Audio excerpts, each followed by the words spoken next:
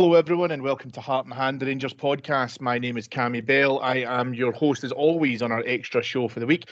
And joining me on this week's episode, and I think rather giddy from what has just been an absolutely fantastic result that we have both witnessed by Rangers across in France, it's my very good friend from across the water, Laura Clark. Laura, thank you so much for coming on. Thanks so much for asking me on, Cammy. When you asked me at the start of the week after the weekend's result, I didn't really know what I was getting myself in for, but we've got a great game to talk about. And you're right, Giddy, I said to you before you press record there, at points I was just laughing tonight at that. Just a bizarre bizarre show, and we're a bizarre football club, but we'll get into it. Yeah, we're literally recording just after the final whistle. Keen to make sure that we kind of captured this feel-good feeling, Laura, because let's face it, it's been in very short supply around Ibrox Way across the course of this season, but a tremendous result, it has to be said. We'll obviously talk a lot about the game in due course, but the most important thing for me, I think, is it's just nice to feel happy, because it's just been missing for so long when you've been talking about Rangers, that you'll take it when you can get it. The inconsistency of this football club, and the two completely different sides that we are, and domestically and in Europe, it's unfathomable, really. And people say, "Oh, I don't want to hear this about we'll do well in Europe and stuff." I don't care, but it is absolutely a thing. You can't watch that game that we saw at the weekend and us, toil and struggle to score, a couple of goals to beat a side that we should be beating, 99 times out of 100, and then go to France and score 4 goals. And to be honest, Cammy, I don't think 8 goals would have flattered us. I know obviously Nice have had a lot of injuries and a lot of players missing and so on, so you have to take that into account. But I just cannot compute or apply any sort of logic as to how we're so different. Is it a psychological thing? People say about low blocks compared to teams that come out. All right, Nice's defending was absolutely shocking, to be honest, but I can't explain with any sort of logic. Maybe you can come up with something better, how we can be so different, from in the space of 4 days. And the thing is, we know this as fans, is it a similar sort of feeling and attitude with the players? I go into European games quietly confident, actually looking forward to them, which is not what I can say about domestic games. And then, we'll go to Sunday again. I'll wake up on Sunday morning and I'll have that anxiety. And to be honest, if we went into Sunday and dropped points, I don't think either of us would be surprised. Is that fair to say? Yeah, 100%. I'll tell you right now, I think Sunday will be a disaster, but that's why I'm just enjoying this at the moment. And if I get a good night's sleep tonight and I wake up tomorrow and start worrying about Sunday, I fully expect that to be the case, but I'll worry about it when I'm driving up to Perth. Laura, let's talk a little bit about the lineup. I'll take you back to probably about 6:30, 7 o'clock, whenever we saw the team lineup announced, and it was Jack Butler in goal, Dujon Sterling at right back, John Souttar, Robin Propper, and Jeff Day makes up the defence, Connor Barron, Nico Raskin, Cherny Diomande, Bijrami, and Egaman. Now, I think it's fair to say that the eyes were certainly drawn to who was going to be playing right back and centre forward. At the time, I was pleased with it, because regular listeners will know, and if anyone's been listening to me on the Patreon site, that I had concerns when I heard about the Casemiro injury that might open the door back in for Tavernier coming in. We've also spoken about what team the manager has in mind for the League Cup final, which is only a few short weeks away. But I was very pleased to see Sterling in at right back, and also Egaman getting a start as well, because I was giving him a bit of time. There was some questions around him that he's been playing more frequently, and he had to kind of shake off a little bit of the ring rust. But at the time when I saw the team, I'll be honest with you, I was pretty pleased with that. Yeah, I was a bit surprised, to be honest. Not that because I wanted it to happen, but I was surprised to see Sterling at right back. I think a lot of people were. They thought, Tav will come back in, and there seems to be this ongoing rotation. But when he didn't get picked after a 2-week international break, and then he doesn't get picked 2 games in a row, I think this might be the sort of actual phasing out of James Tavernier. And it had to come at some point. It probably should have came sooner than now. The guy's 33, the amount of games he's played. He's been brilliant for us, but has he been overused? I think so, yes. With high hopes with Dujon Sterling from the bits and pieces that we saw last season, but he needs to get a position and stay in it. I know he's a good utility player, but that's nearly to his hindrance. We saw good things from him as a defensive midfielder, and then he wasn't getting picked there. Now you can't break up Raskin and Barron as a pair. I think that they're playing well at the moment, and I hope that partnership continues to grow. But Dujon Sterling's 25 now. Cammy, he needs to. It's kind of now or never to get a run in the team, and I know he's been struggling with a wee bit of an injury, and I know he is maybe a wee bit injury prone. But if we can start building up his minutes and getting consistent starts, the only thing for me is the fear, as you said, you mentioned obviously that Casemiro injury looks like maybe a season finisher. So we are going to need Tavernier to start games, hopefully only here and there, and we can start to make Sterling our first choice right back for the future. But whether he can stay fit enough to do that remains to be seen, because the evidence isn't promising. In terms of the number 9 position, there's so much that's said about that on here, with your friends and pubs in the stands, and I think everybody has an opinion on it. But I was sort of thinking, as you said, we're building towards the League Cup, and I think I said on one of the shows on our Patreon site that he needed to be building a team, as you said, towards this cup final, and I was saying that I wanted Danilo to start against Dundee United and get 45 minutes out of him, 60 minutes, whatever, and it was Dessers again, which surprised me. And then obviously tonight he's gone with Egeman. Danilo's not in the European squad, but I think either of the two of them, whether it is Danilo or Egeman, are looking like better options than Dessers. And, I think, I was going to say, can he have an impact from the bench? But we saw tonight, Thursday, as we record this, he came off the bench and had a really good opportunity and put it wide. And it's one of those ones that we're winning 4-0 or 4-1 or whatever it was at the time, and you can have a bit of a laugh about it. But on far too many occasions this season, things like that have happened at a critical stage. So I think Egeman's still pretty raw. I don't know what you think, but he took his opportunities well tonight. He played a good part in the Cherney goal, and if he's inexperienced at this sort of a level, the only way he's going to get more experience is getting more minutes. But I want us to keep building Danilo up as well. So it's a bit of a strange situation in that we have 3 number 9s to pick from, but you can't really hang your hat on any of them. Do you think that's fair to say, certainly at this moment in time?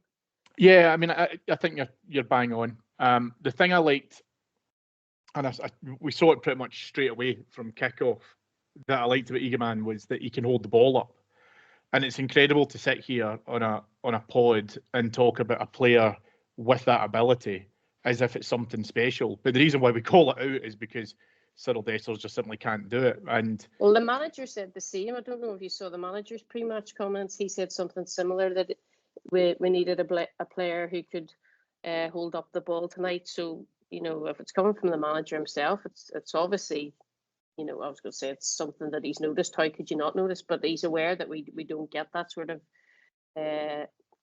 impact from Dessers in terms of being able to keep the ball up there.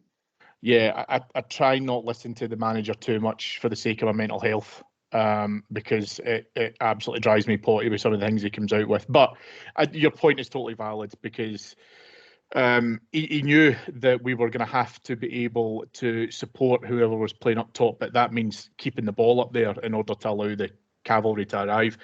And Eagleman, for me, did that pretty much from the beginning of the game. We did have a little bit of a scare early on, Laura, with a shot that kind of just went wide of Jack Butland's kind of right post. There was a decent connection with it. But all in all, I thought we looked good, probably from the back into the middle. We let ourselves down a little bit, I think, going forward. We'll obviously talk about the goals in due course, but we cannot talk about this game without talking about one of the most bizarre VAR incidents I've ever seen in my entire life. So in case anyone hasn't had an opportunity to see it, early on in the game, there is a penalty awarded by the referee.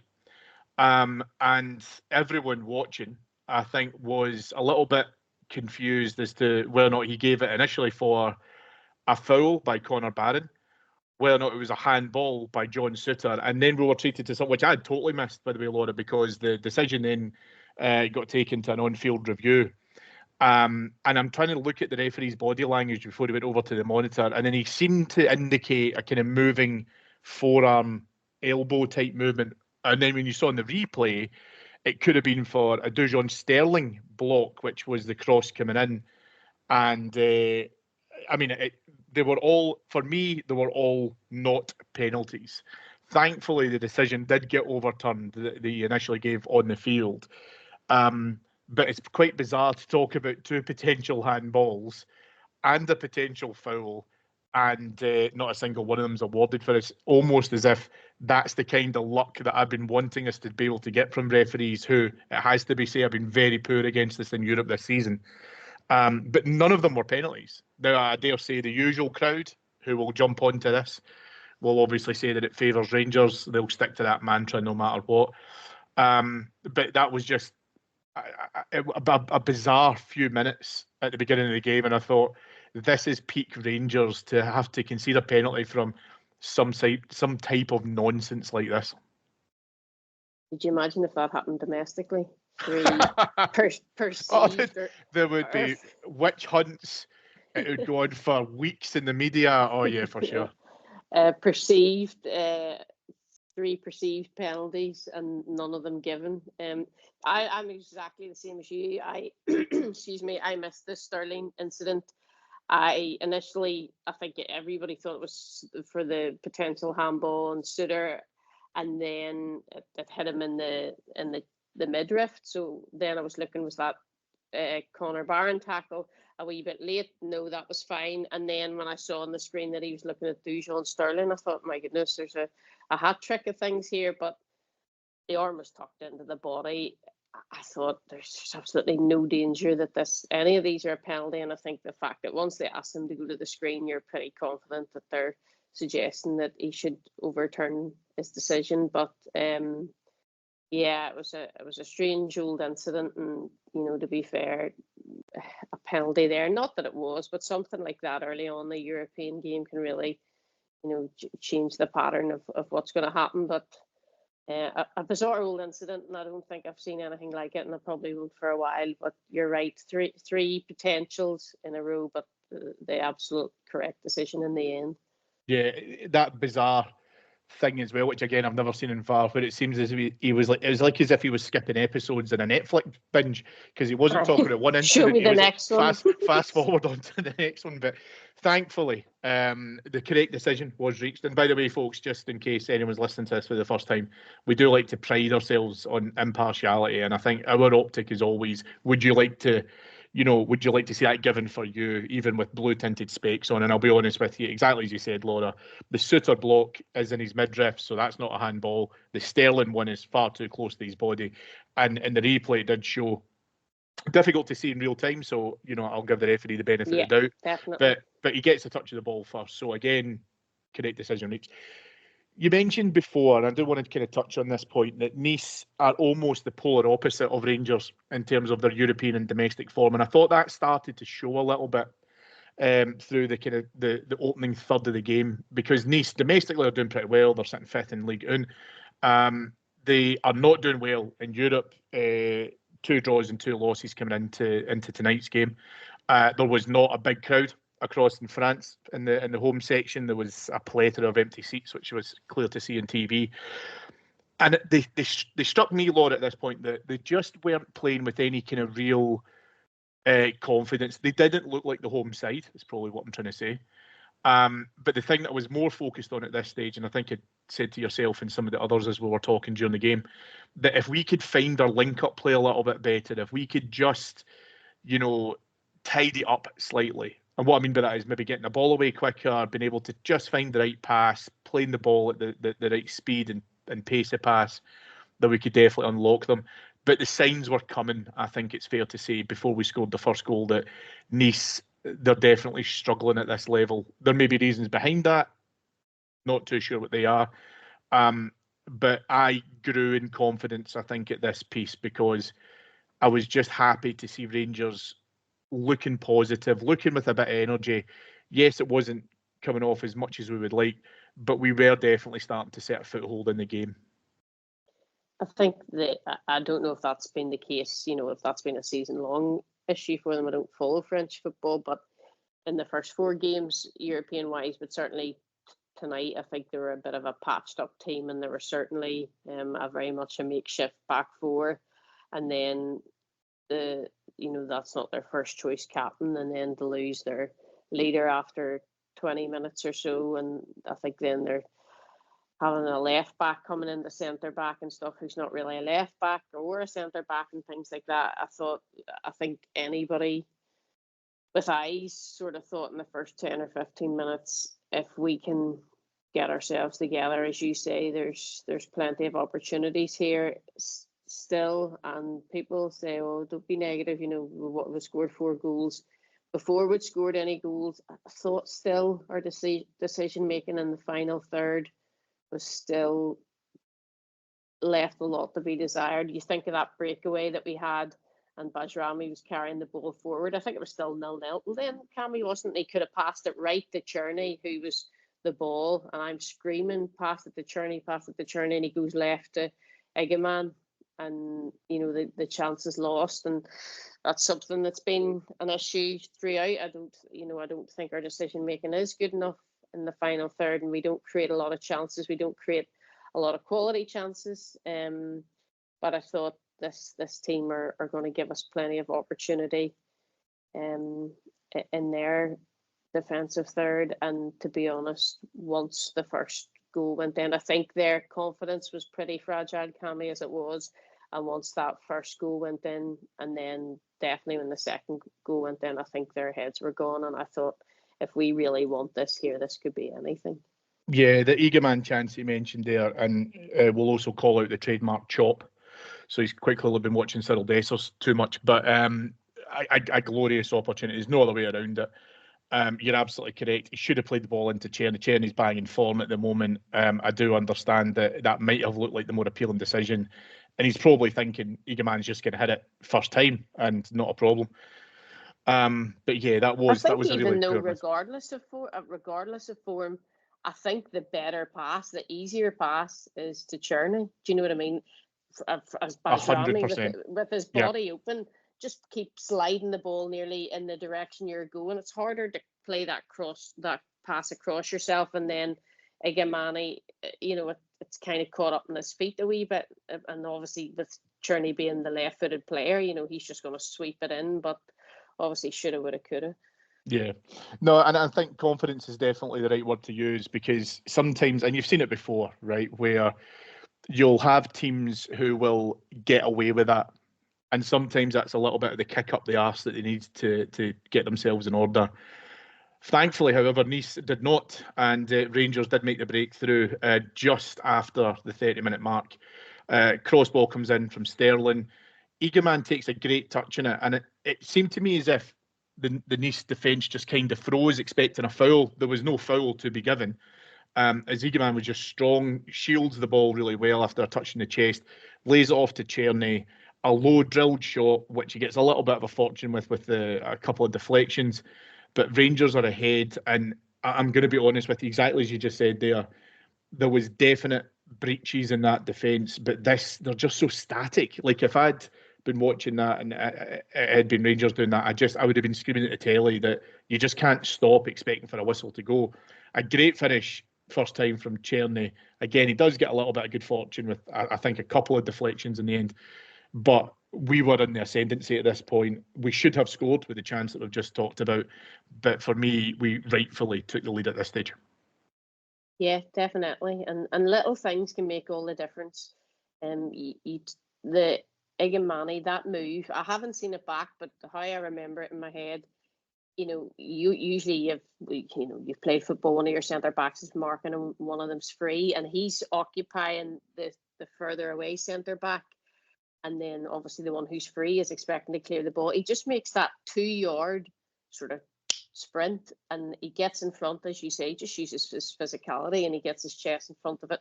And I think he's maybe a bit surprised. He's, as you say, a bit stacking on his heels.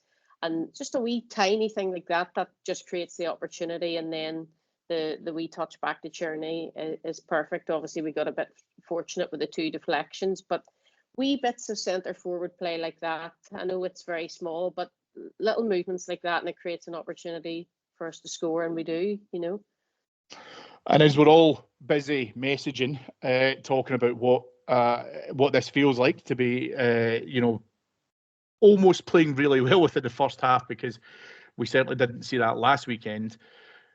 Rangers are 2-0 up through what has to be said, a comical piece of defending from Rosario. I don't actually know as to why he's there, but I don't know if he hears a shout from the goalkeeper, but a high ball over, he ducks out the way of it, assuming that his keeper's going to come for it. Diomande continues to run the race. He gets to the ball. It's actually a great technique. Looking back in the goal, Laura, it's actually a great technique to be able to see him beat the goalkeeper from there. And this is, and listen, again, regular listeners will know Diomande did not play well last weekend, but being able to come into this game and score a goal like that will do a lot of good for his confidence. But this was a great finish. It was, yeah. And that thing of just gamble, just be there. We don't gamble enough. And he actually, a wee bit of credit for Dujon Sterling. Diomande puts the left arm out and, signals where he's going to run into, and Sterling has to execute the ball, and he does.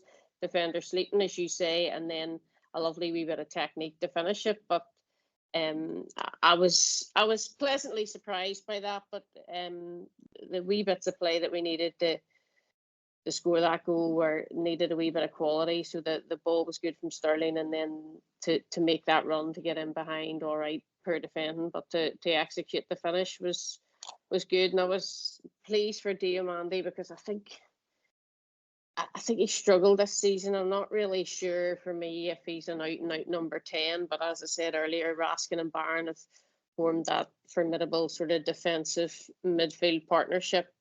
I think he's maybe like an 8, but we're not necessarily playing an 8. We're nearly playing 2 6s and a 10, or in certain games we're letting Barron be a wee bit further forward and he's the 8. So I think, I don't know, he's struggling a wee bit, and he was really, really poor on Saturday. So hopefully that can give him a wee bit of confidence, because I think there is a player in there. I think technically he is a good player, but he's just struggling a wee bit for form, and maybe struggling a bit for confidence. So hopefully that'll give him a boost, and he can go on and build from it, because I think, maybe, I don't know, am I being harsh? I think he is really struggling up until this point this season. Yeah, and it's interesting because you're totally right, and there's been probably some criticism levelled at him where I don't know how much he really thrives within the physical element of the Scottish game, where one thing that I will absolutely give him credit for is Diomande always wants to take the ball to feet. He always wants to be able to get into it, and he finds himself sometimes in wee pockets of space, but it's very, very tight. And other times he positionally can move as if he wants an opposition player to stand between him and the teammate with the ball. So he removes himself almost as an option. Yeah. But we've also seen some great, feet from him. His control when he does have the ball at his feet is absolutely fantastic. But yeah, the technique to be able to finish this is superb. And the fact that he was still going for it, the fact that, because other players would have just stopped and they would just said, right, okay, that defence will mop that up. That's not a problem. but you don't win the lottery unless you buy a ticket, and he had to be involved in that, and it was an absolutely fantastic finish. So 2-0 up, 40 minutes on the clock. We knew there would be a little bit of injury time because, as you mentioned beforehand, Nice had to make an unplanned sub. I think it was their captain had to go off. They hadn't had risked them, and he pulled up, so he had to go off. And then obviously with the VAR incident, so there was 5 minutes added on to the first half, and thankfully for Rangers, we were able to take further advantage of that as Hamza Egeman makes the most, I think it's fair to say, of a complete catastrophe in the French defence, and is able to come forward with the ball. Now, he has got acres of space, Laura, and like me, you were on your feet just screaming at him to drill the ball home. You're getting closer and closer to the television. Yeah. He's still not put it in yet. Probably took, I think, about 8 or 9 touches, far too many. However, he is able to get control of it. He sets himself up nicely, finishes beautifully. Couple of minutes, well, I think we were about 3 minutes into the 5 minutes of extra time being played at the end of the first half. He fully deserved this, and we talked a little bit before about being able to bring him in and to give him minutes. He has looked raw. I'm going to tell you just now, my gut feeling is that if he continues to score goals and this chance was to come about again, I think the confidence within him he just lashes at home. So I suppose what I'm really trying to say is I understand why he felt he had to take a few extra touches, but he still finished it. Rangers go in at halftime 3-0 up, and to be honest with you, like yourself, I was quite confident going into the game. My confidence was probably given a little bit of a boost when I saw the lineup. But going in at 3-0 at halftime was just, I couldn't have envisaged that. That was probably the best way I could put it. Yeah, the tie's dead at 3-0. You know yourself at 2-0, the third goal can be so important. You come out after halftime and maybe that stops our momentum and they get a wee bit more organised and they pull one back and it's 2-1, and then suddenly you're a wee bit nervous. But I think 3-0 in injury time in the third half, psychologically the tie's finished. We as a support certainly, I think, felt like that. I think Nice as a side felt like that. So that goal was really important for us, and I was pleased to see Egeman getting it and hopefully build his confidence a wee bit. I know what you mean about the goal. To be fair though, it comes from him. He anticipates the ball back, and obviously I don't know why the keeper's so far out, but that first touch round, the only thing I will say is, the way it planned out, again, not seeing it back, I think that the defender is nearly in line with him, if you like. So is there an opportunity if he doesn't hit it well enough? We're wanting to hit him to hit it nearly on the edge of the 18-yard box. The defender could potentially cut it off. I don't know. But then I got to the stage he was taking that many touches. I thought at one point, Cammy, is he going to actually end up squaring this to Amanda, who had busted got the catch up? But no, thankfully he put it in, maybe with more touches than we would have liked. But I feel like it's one of those ones when I watch it back, I'll think, no, he took the right decision there, and he was composed, and the extra touches were maybe needed. But the result that we wanted in terms of a third goal, and going into halftime, we were chatting amongst ourselves, wanting maybe to see some changes and have one eye on games coming up, and can we get some of the younger guys on and give them a bit of time, and the likes of Cherney and Bajrami and guys who have been having to go to the well week in, week out, could we get them taken off? And obviously then with what transpired in the second half with the fourth goal, then we had that opportunity, because let's be honest, we're not getting that at the moment domestically.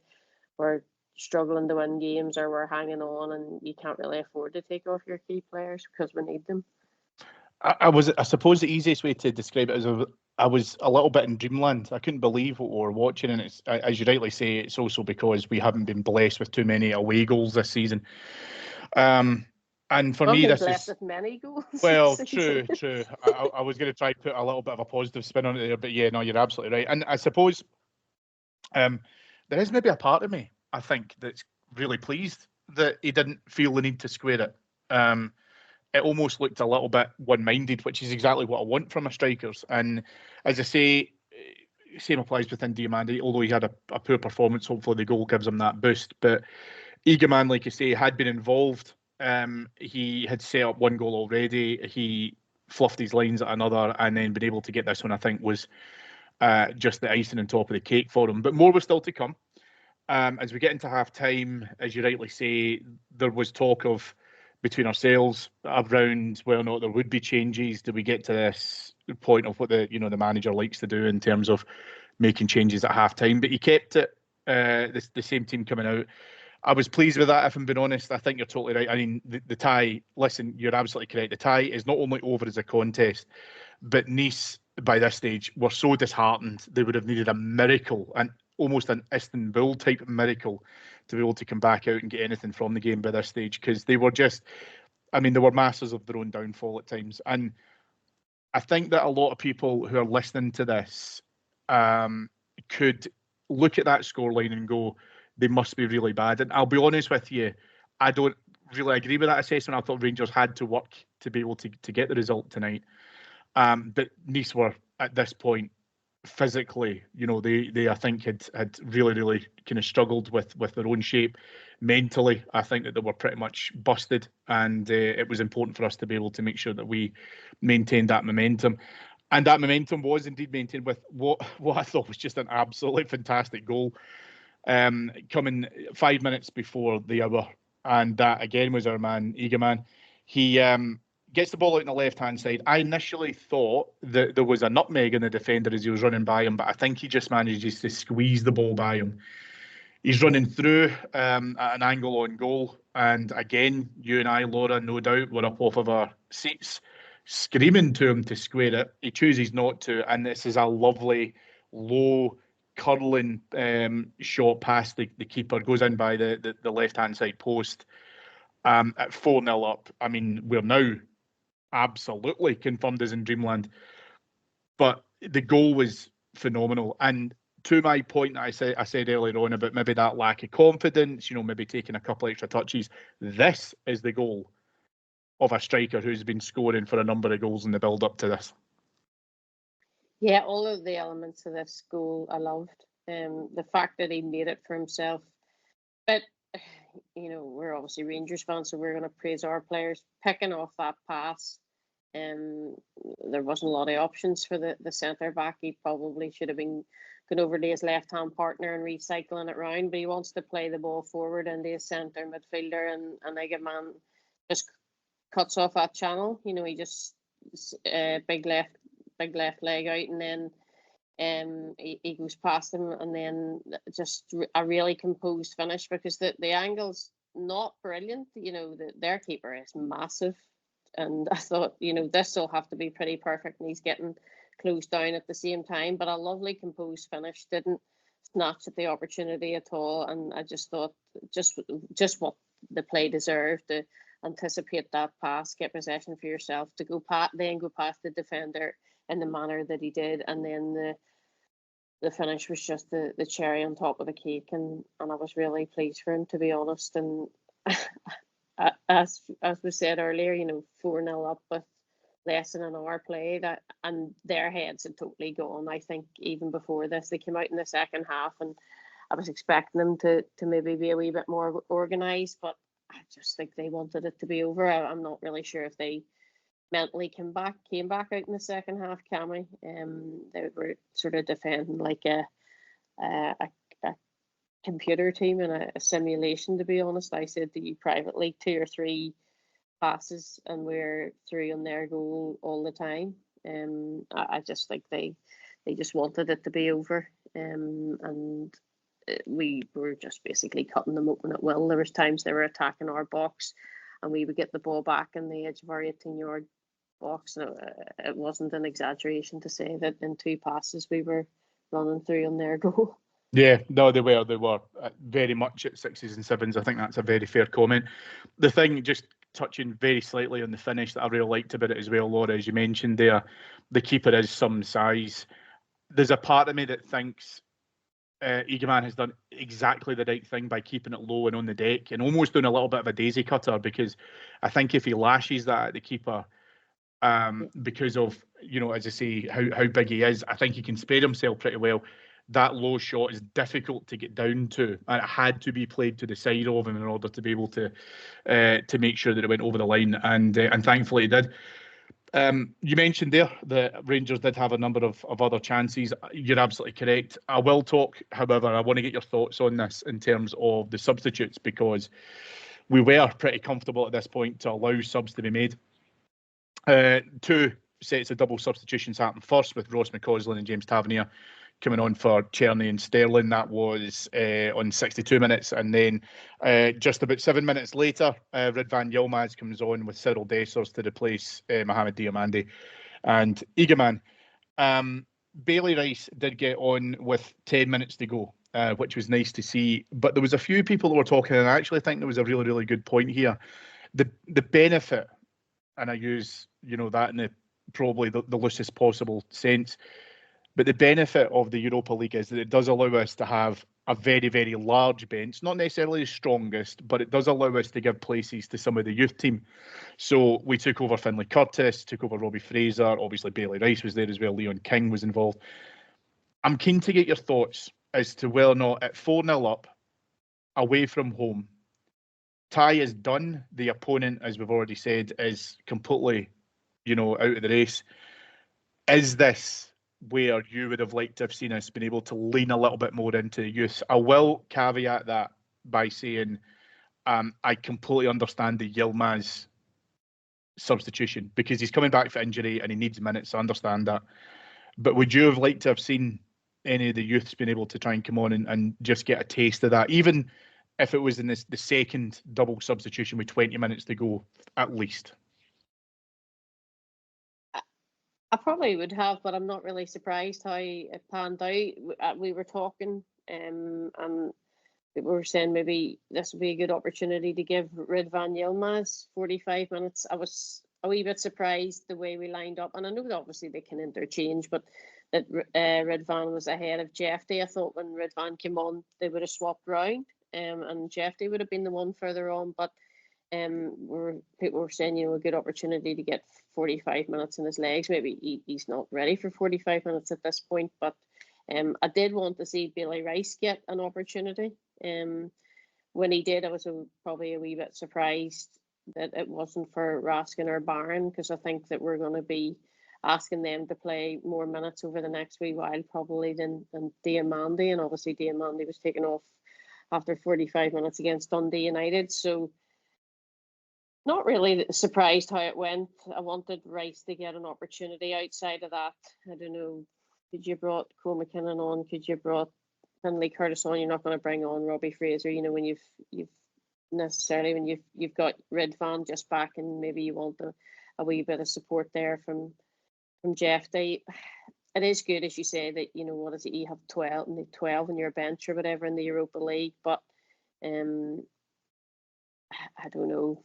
You don't want to maybe take all your experienced players off, and he's probably always going to go to the likes of the captain when the tie's over. And if you're going to bring somebody in and give them some minutes, you're probably going to look to the likes of a Tavernier first before looking to one of the kids, whether that's right or wrong. But I was pleased to see Bailey Rice getting an opportunity. Would like it to have been sooner, as I say, for Raskin or Barron, because we're going to need them a lot over the next wee while. But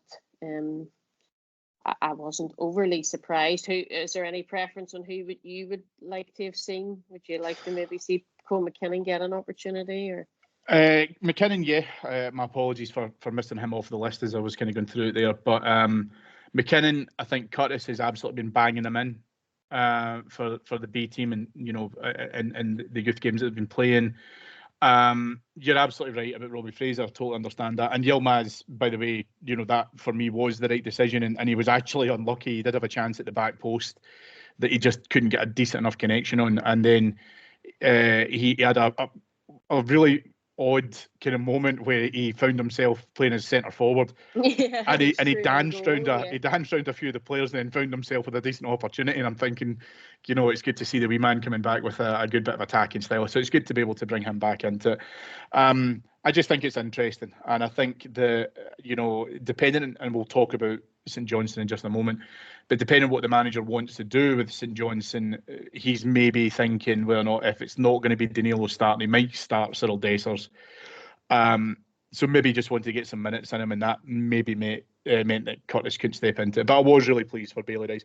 The subs, by the way. I did sorry to cut across you. I did like Cammy from Bailey Rice, that professional foul and taking the booking. You know what I mean?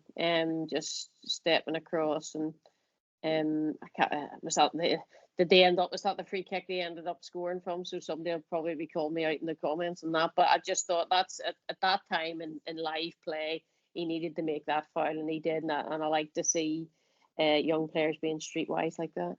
Yeah, he absolutely did his job. He did his job, and they did score from that free kick. But I'm going to be honest with you, Laura, I think that free kick was an absolute perler. Really, really good strike. Beat Jack Butland over towards his left-hand post. And yeah, I know and people will say it's disappointing not to have the clean sheet. But again, as we already mentioned, that game comfortably could have easily have been 6, 7 or 8 to Rangers. So, as I say, I'm not going to take too much of the shine off of it. It wouldn't be a pod unless we talked about Cyril Dessers' chance. A fantastic ball coming in from the byline, properly on the byline from James Tavernier. Finds Cyril Dessers. The whole distance, I think, from goal was maybe about 7 yards. Takes a touch in his chest. Hits it, in my opinion, really stupidly. In terms of his technique when the ball's coming down, and flashes it wide of the goal. I get that we were all having a bit of a laugh and a joke and everything else as well, but you said something which I really want to get back to. If this game's at 1-1 and he misses that chance, we're all pulling our hair out. Yeah, but we weren't, so I don't have a huge desire to spend a lot of time on him, to be honest. The opinions are so extreme, or nearly as extreme on him as his form. So we get accused of picking on him and padding out our pods with Dessers chat. But yeah, 7 yards out, just slightly left of the middle of the goal, touching the chest is lovely. Just put your laces through it, Ali McCoist is a far better person than you or I to give advice to a striker on how to finish. And he said, just put his laces through it. I don't know if he tries to be too cute or tries to do something smart. And to not even hit the target there is mental, but not unsurprising. Yeah, no, absolutely. But like I say, we're not concentrating on the negative. We're focusing on the positive. A fantastic result, Laura. It's a real conundrum, as we mentioned at the top of the show, as to why the Europa League seems to bring out some of the best of us. And by the way, I am genuinely not putting, a slant on it to say that Rangers legitimately had another 3 or 4 opportunities, at least a couple in the second half alone, that were very, very good opportunities, as well as the ones that we've mentioned in the first half, to turn it into a proper rout, as the saying goes. But it's important, I think, to also try and take this as a springboard, if we can call it that, into a better performance domestically. I appreciate that our performances have been pretty poor, but we have been able to get wins. As we mentioned earlier on, we have not had great form scoring away from home. I'd love us, please, just for once this season, to be able to try and take this momentum into a domestic fixture. We're up at Perth at 12 o'clock on Sunday, Laura, and for me, it is really now just being able to turn around and point to the group and say, this is what you're capable of against far better opposition, by the way. Get yourselves into a place mentally where you continue on with a little bit of that bloody mindedness, a little bit of ruthlessness in terms of how we treat St Johnstone on Sunday, because would love to be able to try and see. The manager did say he would see his best team in November, and he's maybe, he's left it a bit late. But if we could continue that into December, that would be even nicer.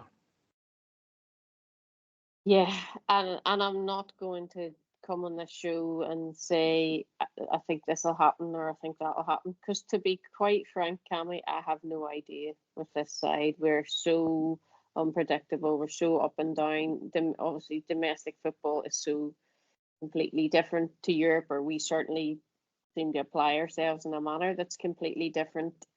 But I would really hope, as much as a Sunday 12 o'clock kickoff makes my eye twitch when it comes to Rangers, I think we have to have enough to beat this side. I know they won 1-0 at the weekend against Kilmarnock, but that was their first win in about a month. I hadn't won since the 26th of October before that. So I think just go out and get it done early.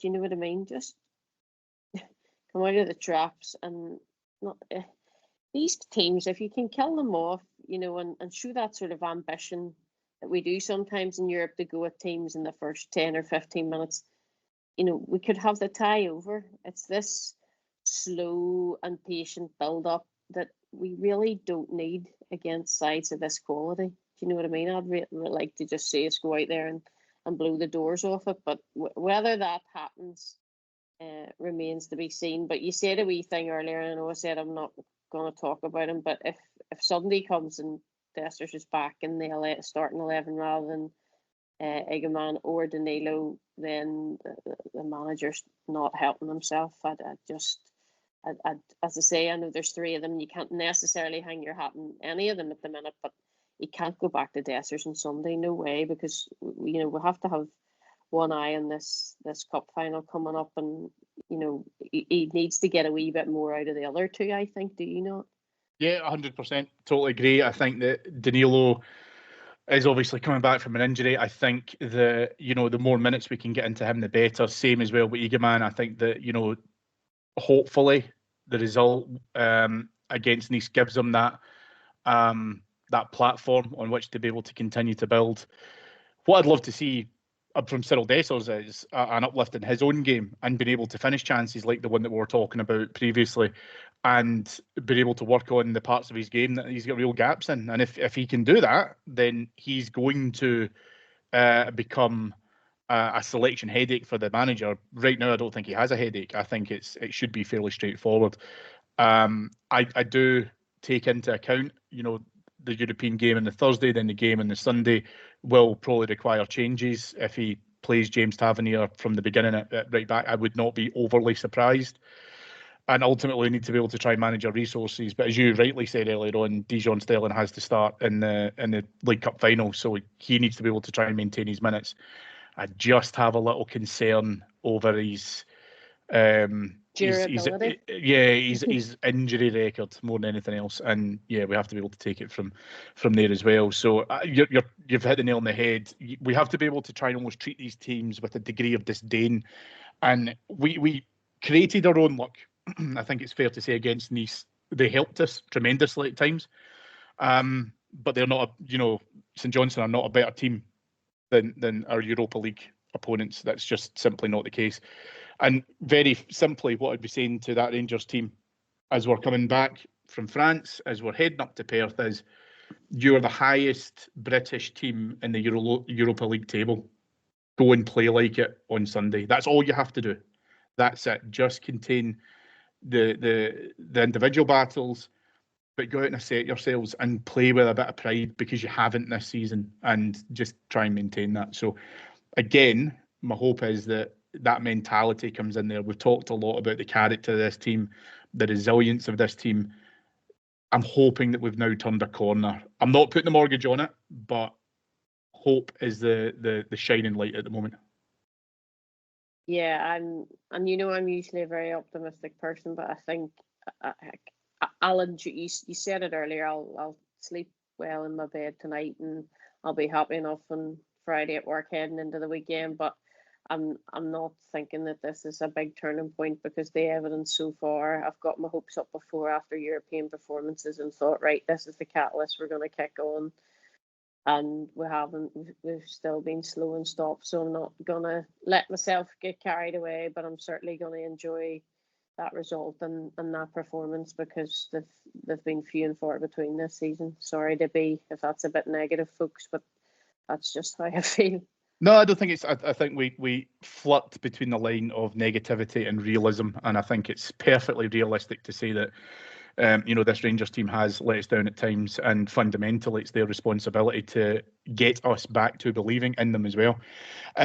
That will do us for extra for this week, folks. David will be back with you on Flagship on Monday to unpack that St Johnstone game that we're just mentioning.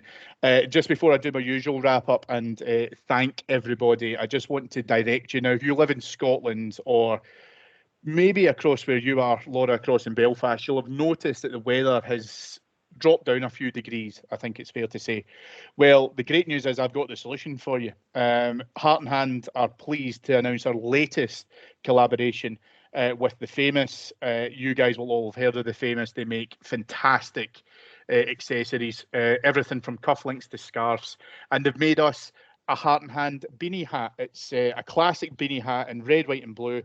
It's hand finished, made in 100% cashmere yarn. I have no idea what that is, but I'm sure that it's fantastic. There is a pre-order. Stuff. Oh, is it? All right. Okay. See, this is why I'm glad that you're here. You keep me right. There is a pre-order that's going to run until the 1st of December, which is Sunday. And after that, we will have each beanie handmade and sent out in time for Christmas. Christmas delivery is guaranteed for UK orders. Overseas may take longer. I will put the link for the hat in the show comments as well. So please jump on in there. It's very reasonably priced at 32 quid. It will make a fantastic stocking filler for the loved ones in your house. So why not buy everybody in the house one, because it's cheaper than putting on the heating for sure. Thank you to our executive producers, Mike Lee and Paul Myers. Thank you all for listening. But most importantly for me, thank you very much to joining me, especially in the late shift, my very good friend Laura Clark. Laura, thank you so much for coming on.